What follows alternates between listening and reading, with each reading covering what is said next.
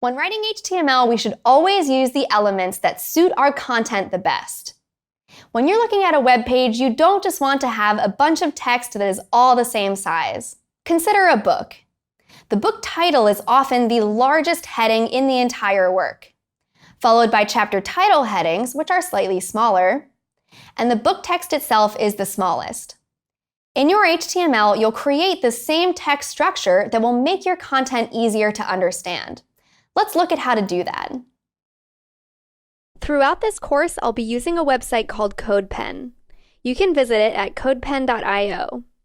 I encourage you to create an account because it's a great way to write HTML and CSS and see it updated on the fly. It's a very similar platform to Code Evolve, which is the platform in the exercises for this course, except for CodePen doesn't have an instruction functionality. It does, however, run your code without you having to click a button. Without further ado, I'm going to show you how to create headings in HTML because, as I mentioned, headings are a great way to structure content. Like when in a book, you might have chapter headings, and you might have a different size heading for the title of the book. HTML uses tags to identify which type of element you're trying to create, and heading tags in HTML always start with a lowercase h.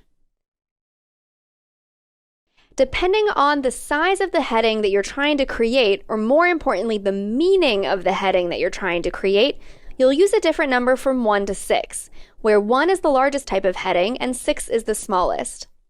We'll stick with an H1 because that's in fact what you created in the first part of this course, and we'll fill it with some placeholder text, like this is a heading. And in HTML, you have to close your tags as well, using a closing tag that just has a / here after the less than sign. When you're looking at most websites, the big title at the top of the page is usually an H1 HTML element behind the scenes. Now let's see how to create a slightly smaller heading. The name of this element is H2.